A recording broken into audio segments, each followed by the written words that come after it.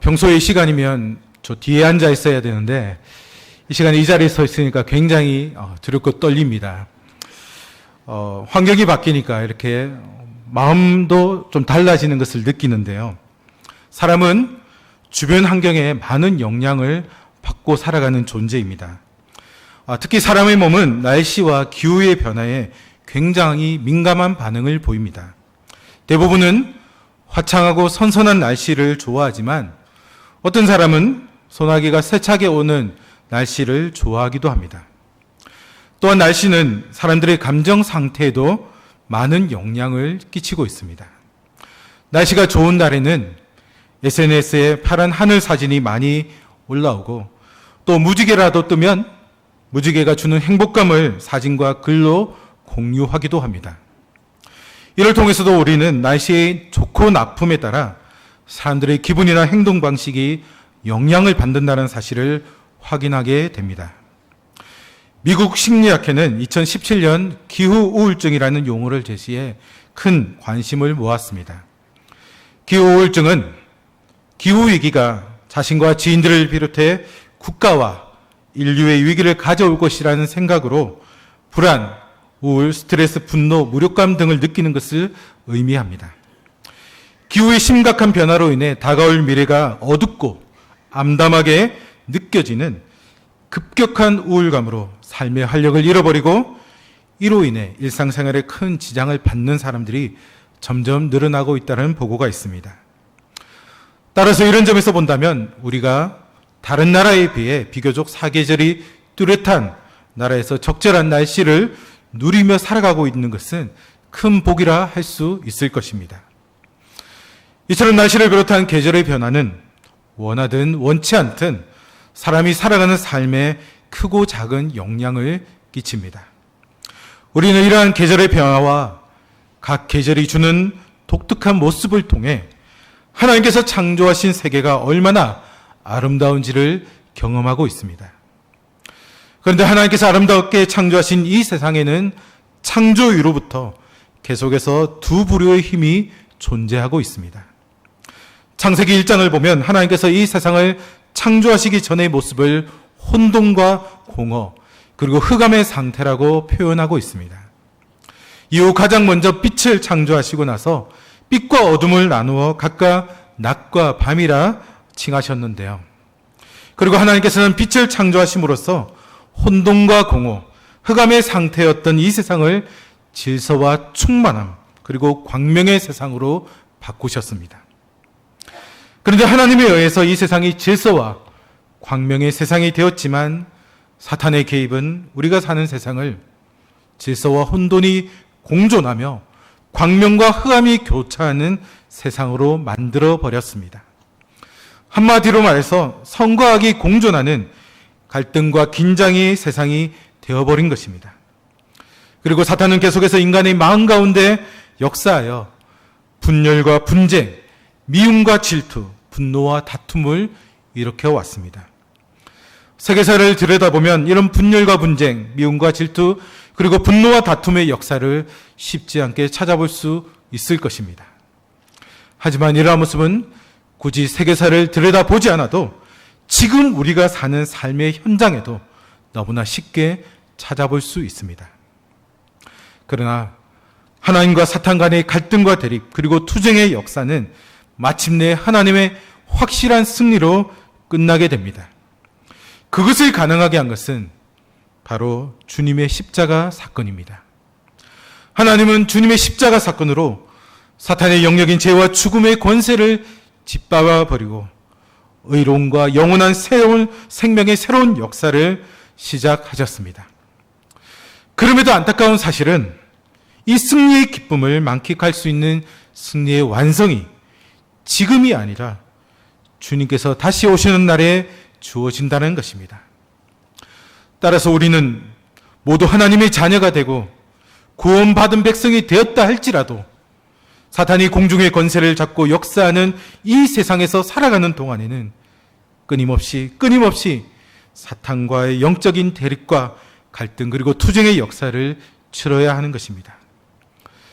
그래서 성경을 보면 이 땅에서 인류의 역사가 시작된 이래로 계속되어 온 하나님의 역사와 사탄의 역사로 인해서 이 세상에는 크게 두 부류의 흐름이 존재하고 있다는 사실을 확인하게 되는 것입니다. 그 생명과 죽음의 공존과 갈등, 신앙과 불신앙의 대립과 긴장관계, 그리고 감사와 불평의 대치와 그 결국이 하나의 역사 속에서 공존하며 오늘날까지도 이어져 온 것입니다. 그리고 이러한 모습은 우선은 우리 자신 안에서부터 시작되어 작게는 사회의 가장 기본 단위인 하나님의 선물로 세워진 가정 안에서조차도 얼마든지 찾아볼 수 있습니다. 그리고 그 범위가 확대되어 갈수록 이러한 모습을 더욱 분명하게 그리고 치열하게 드러나는 것을 확인할 수 있습니다. 그런데 안타까운 것은 이 세상의 많은 사람들이 이런 대립과 갈등 관계 속에서 자신도 모르는 사이에 사탄이 지배를 받으며 그 지배와 조종을 받는 그런 신세로 전락해버리고 말았다는 것입니다. 여러분, 더 안타까운 것이 있습니다. 그것은 믿음의 공동체인 교회 구성원들 속에서도 이런 부류의 사람들이 존재한다는 것입니다.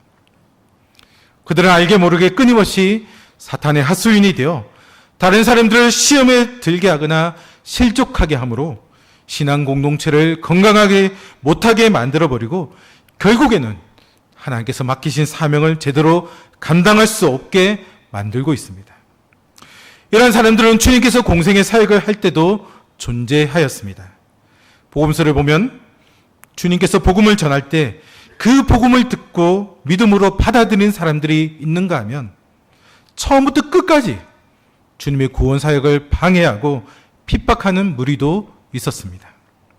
가장 대표적인 사람들로 바리새인 제사장 그리고 서기관들을 들 수 있을 것입니다. 이들은 사사건건 주님의 사역을 방해하였고 마침내 주님을 십자가에 못 박는 일까지도 서슴지 않았습니다. 그런데 성령의 보내심을 받고 성령의 도우심 가운데 복음을 전하던 사도 바울의 복음 사역 현장에도 이런 두 부류의 사람들이 존재하고 있었습니다. 여러분, 바울과 실라가 소아시아와 유럽을 향한 2차 전도 여행이 절정에 달하는 시점에 큰 사건을 경험하게 됩니다. 오늘 본문 앞단락에 이 사건이 기록되어져 있습니다. 바울의 유럽 선교는 오늘날 유럽의 문화와 문명의 기초를 세우는데 아주 큰 중요한 역할을 담당했습니다. 바울과 실라는 마게도니아 지방의 중심 도시였던 이 데살로니가에서 약 한 달 동안 머물며 복음을 전했습니다. 그들의 사역을 통해 경건한 헬라인의 큰 무리와 적지 않은 기부인이 복음을 받아들이고 주님을 영접하는 역사가 나타났습니다. 하지만 그곳에 살고 있었던 유대인들은 오히려 이를 시기하여 큰 소동을 일으켰습니다. 이처럼 바울 여행이 복음을 들고 가는 곳마다 복음에 대해서 긍정적인 반응을 보이고 전도자들을 영접하며 환대하는 사람들이 있었는가 하면 이와 반대로 복음을 배척하고 전도자들을 핍박하며 복음 사역을 적극적으로 또는 은근히 방해하는 자들도 있었습니다. 그러나 하나님께서는 바울 일행이 힘든 상황 가운데 거할 때마다 여러 방법으로 그들을 보호하여 주셨습니다. 뿐만 아니라 어려움 중에서도 많은 복음의 열매를 맺게 하심으로써 사역자들에게는 위로와 기쁨을, 하나님께는 당신이 계획하신 복음 전파의 역사를 친히 이루어 가셨습니다. 이러한 모습을 통해 우리는 복음 전파 사역을 감당할 때 그 어떤 사탄의 방해 공작이 있더라도 결국에는 하나님께서 승리하시고 구원의 역사를 계속해서 이루어 가신다는 사실을 확인하게 되는 것입니다. 사랑하는 성도 여러분, 여러분들은 과연 어떤 부류에 속한 사람들입니까? 성령의 충만함으로 진리의 편에 서서 고난을 감수하면서 거룩한 생명의 역사를 이루었던 사도 바울과 또 그의 복음 전파 사역을 통해 복음을 받아들이고 환대했던 사람들과 같은 부류에 속한 사람들입니까? 아니면 보이지 않게 사탄이 지배를 받으면서 자신의 욕망에 이끌려 알게 모르게 복음의 역사를 방해하거나 걸림돌이 되었던 부류에 속한 사람들입니까? 복음의 역사를 방해하는 것에는 눈에 분명히 보이는 적극적인 방해도 있지만 잘 드러나지 않는 부정적인 말을 하거나 비협조적인 태도를 취하는 것도 포함됩니다. 우리는 후자가 아닌 전자와 같이 성령의 이끌림을 받는 가운데 복음의 역사에 적극적인 협력자와 동력자가 되어야 합니다. 그렇게 할 때야만 거룩한 생명의 역사를 함께 이루어 가게 되고 우리 교회의 부흥의 주역이 되어 하나님의 사명을 감당하는 자들이 될 수 있을 것입니다. 그런데 오늘 본문은 그러한 사람들의 이야기가 기록되어져 있습니다. 우리가 읽은 본문의 배경이 되는 베레아는 바울이 2차 전도 여행을 할 때 거쳐간 도시입니다. 앞서 언급했던 것처럼 데살로니가에서 바울은 복음을 전하여서 경건한 헬라인의 큰 무리와 또 적지 않은 기부인이 주님을 믿게 되는 역사를 경험했었습니다. 하지만 데살로니가에 있던 유대인들은 바울을 시기하여 그를 죽이려고 했는데요. 사도행전 17장 5절 말씀을 보면 이런 말씀이 기록되어 있습니다. 그러나 유대인들은 시기하여 저자의 어떤 불량한 사람들을 데리고 떼를 지어 성을 소동하게 하여 야손의 집에 침입하여 그들을 백성에게 끌어내려고 찾았으나라고 기록하고 있습니다. 곧 유대인들은 불량한 사람들, 오늘날로 치면 불량배 또는 조폭들을 가리키는데요. 그런 사람들을 동원하여서 바울을 죽이려고 했던 것입니다. 바울이 그들의 위협을 피하여 도망한 곳이 바로 오늘 본문의 배경이 되는 베레아라는 도시입니다. 근데 여러분, 유대인의 위협을 피하여 베레아로 피신한 바울이 이곳에 와서 가장 먼저 한 일이 무엇입니까? 우리 10절 말씀을 함께 읽도록 하겠습니다. 밤에 형제들이 곧 바울과 실라를 베레아로 보내니 그들이 일어 유다인의 회당에 들어가니라. 아멘. 바울과 실라는 베레아에 도착하자마자 유대인의 회당으로 들어갔습니다. 여러분, 그들이 왜 그곳으로 갔습니까? 바로 복음을 전하기 위해서였습니다. 바울은 복음을 전하다가 미움을 받고 목숨의 위협도 받았지만, 그래서 베레아까지 도망쳐 왔지만, 그럼에도 그들은 낭망하거나 좌절하지 않고 계속해서 복음을 전하였던 것입니다. 이들의 모습에서 우리는 많은 도전을 받게 됩니다. 우리가 신앙생활 하다 보면 때로는 원치 않는 일을 겪을 때가 있습니다. 일을 하다가 사람들의 시기와 질투를 받을 때도 있습니다. 그럴 때 어떤 이들은 실망하거나 낙심하여 때로는 하나님을 원망하며 해야 할 일을 하지 않기도 합니다. 그러나 이런 모습은 사탄이 제일 기뻐하는 모습이라는 사실을 우리는 분명히 기억해야 합니다. 우리는 아무리 힘들고 어려운 일을 겪더라도, 때로는 남들이 알아주지 않는 억울한 일을 당하더라도 하나님께서 맡기신 사명을 온전히 감당할 수 있어야 합니다. 그렇게 할 때 하나님은 우리의 모든 삶을 합력하여 선으로 반드시 인도하여 주실 것입니다. 오늘 본문에서도 포기하거나 낙심하지 않고 계속해서 복음을 전한 바울과 실라의 사역 가운데 나타난 하나님의 놀라운 섭리하심을, 우리는 역사심을 확인할 수 있게 되어집니다.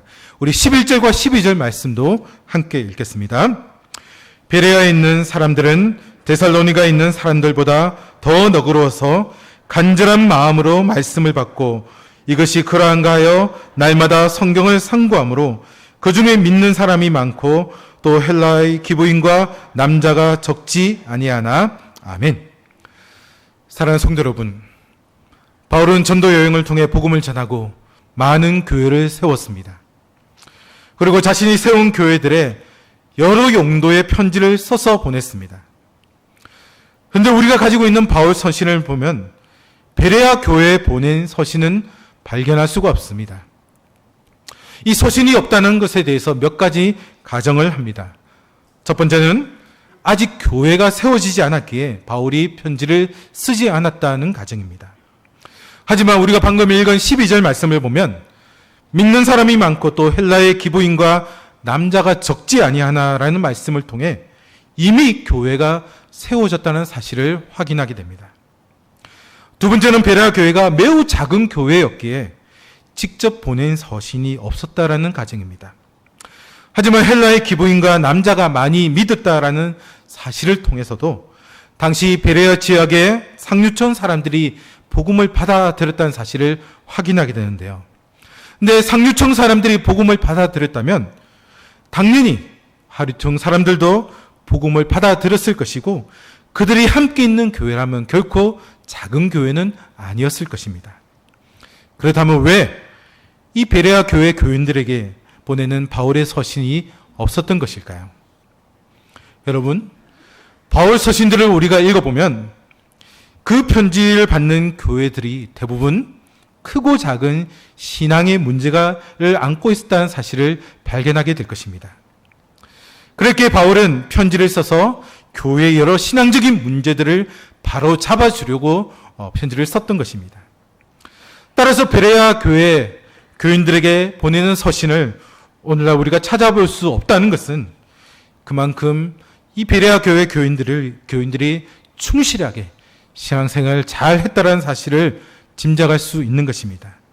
그리고 본문의 말씀을 통해서도 그 사실들을 우리는 분명하게 확인하게 됩니다. 이렇게 베레아 교인들이 바울의 서신을 받지 않을 만큼 문제없이 신앙생활을 잘 했다는 사실을 알 수 있는 것은 첫 번째로 데살로니가 사람들보다 더 너그러워서라는 말씀을 통해 우리가 확인하게 됩니다. 여기서 더 너그러워서라는 말은 사회적 형용사인데요. 사회적 의미에서 고귀한 신분을 가진 사람들을 의미합니다. 근데 본문에서는 이 단어가 사회적 신분을 나타내는 것보다 베레아 사람들의 성품을 데살로니가 사람들보다 고결하고 열린 마음을 가지고 있었다라는 사실을 드러내는 것입니다.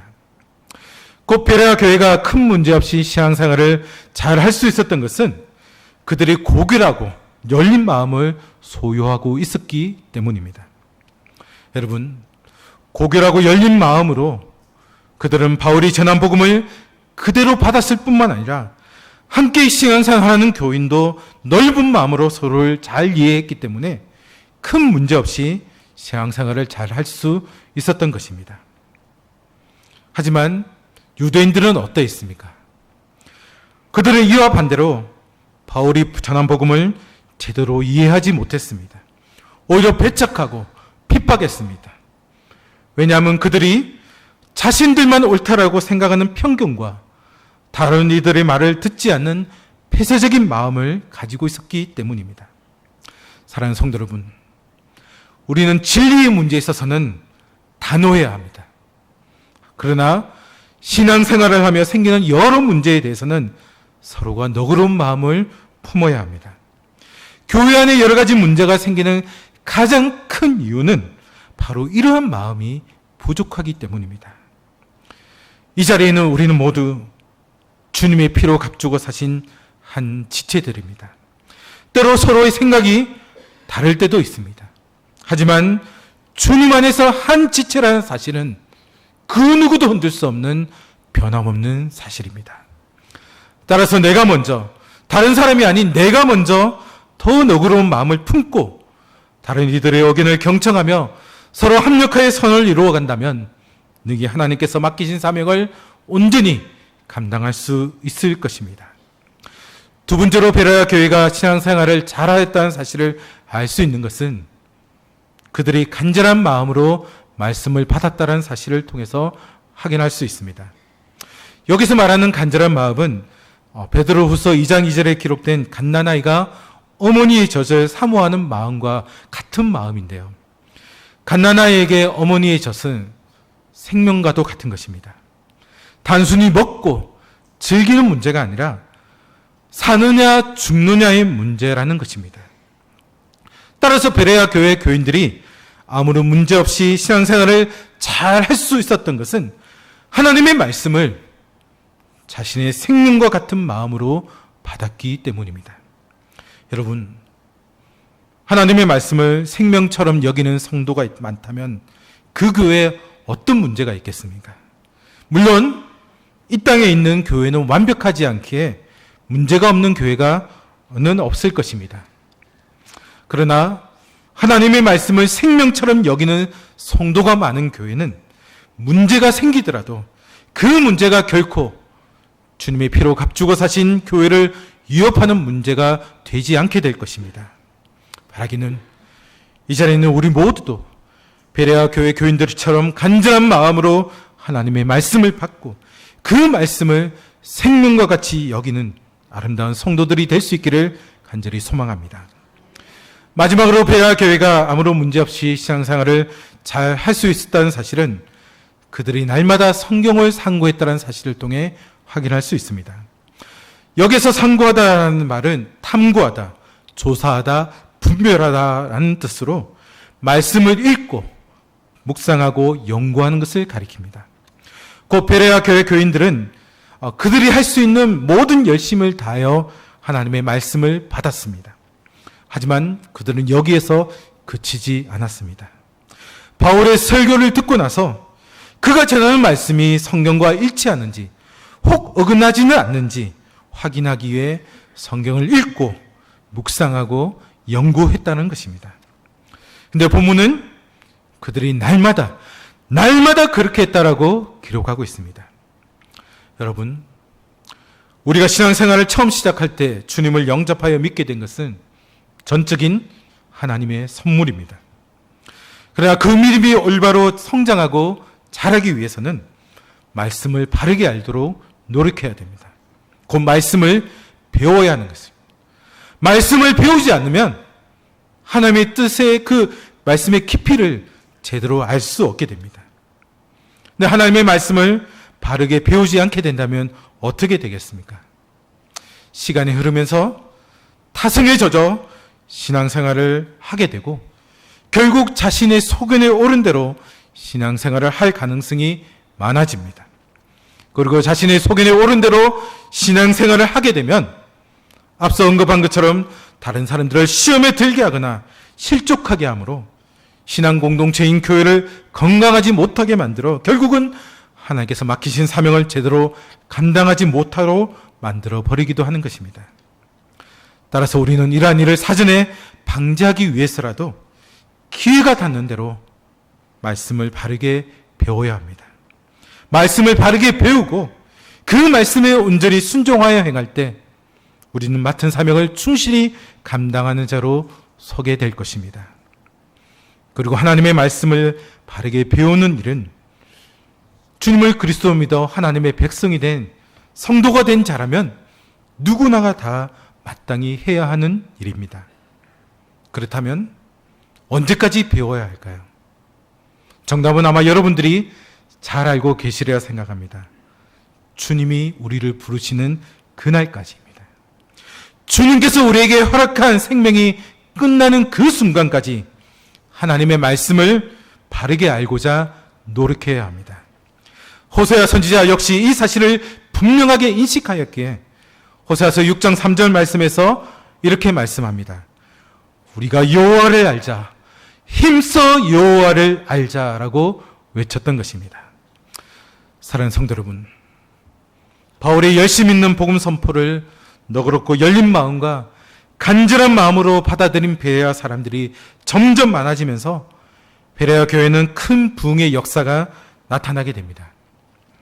하지만 이 소식을 들은 데살로니가에 있는 유대인들은 다시 한 번 더 사람들을 이 베레아로 보내서 큰 소동을 일으켰습니다. 그런데 우리는 바울과 그 일행이 복음을 전하는 것으로 인해 끊임없는 방해와 살해의 위기에도 그들의 신분이 보호되고 그들의 선교가 계속되었다는 사실을 오늘 본문 말씀을 통해 다시 한번 확인하게 됩니다. 그리고 이것이 가능했던 것은 이방 선교를 위해 부르신 하나님의 뜻을 성취하기 위해 하나님께서 바울과 그의 일행을 보호하시고 인도해 주셨기 때문입니다. 사랑하는 성도 여러분, 바울은 복음을 전하고 하나님의 뜻을 이루기 위해 최선을 다했습니다.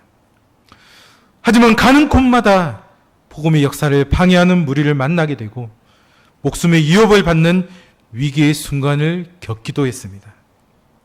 한두 번은 걸릴 수 있다 생각할 수 있습니다.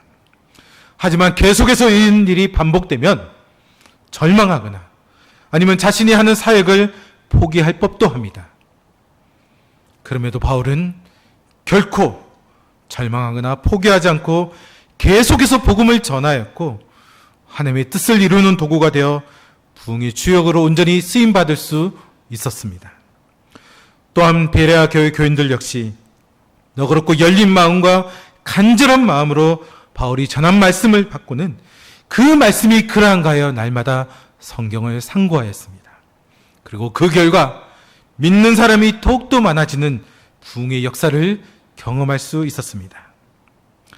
마찬가지로 이 자리에는 우리가 부흥의 역사를, 부흥의 주역이 되고자 한다면 그 어떤 시련이 삶의 자리에 찾아온다 할지라도 결코 낭망하거나 포기하지 마시기 바랍니다.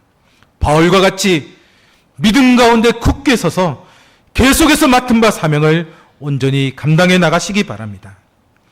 그리고 베레아 교회 교인들처럼 너그럽고 열린 마음과 간절한 마음으로 하나님의 말씀을 받고 그 말씀을 날마다 상고함으로 하나님을 힘써 알아가는 자들이 될 수 있기를 바랍니다. 소망하기는 이 자리에 있는 우리 모두가 바울과 베레아 교회 교인들을 본받아 부흥의 주역으로 우뚝 서서 하나님의 선한 역사를 계속해서 이어가는 자들이 될 수 있기를 주님의 이름으로 축복합니다. 기도하겠습니다. 거룩하신 하나님, 오늘도 우리에게 주의를 허락하시고 하나님께 나와 경배와 찬양을 올려드리게 하시니 진심으로 감사합니다. 오늘 말씀을 통해 바울이 복음을 전하다가 큰 어려움을 겪었지만 그는 낭망하거나 포기하지 않고 계속해서 복음을 선포하였습니다. 또한 베레아 교회 교인들이 너그럽고 열린 마음과 간절한 마음으로 말씀을 받고 이 말씀을 날마다 상고함으로 하나님을 바르게 하는 자들이 되어 부흥의 주역이 됐음을 확인하게 됩니다. 바라기는 우리 역시도 삶을 살아가는 동안 그 어떤 힘들고 어려운 상황이 주어진다 할지라도 하나님만 바라보며 맡은 사명을 온전히 감당하게 하시고 무엇보다 하나님을 바르게 알고 믿음으로 부흥의 주역이 되어 몸된 교회를 더욱 아름답게 세워가는 자들 될 수 있도록 인도하여 주시옵소서. 모든 은혜에 감사드리며 예수님의 이름으로 기도하옵나이다. 아멘.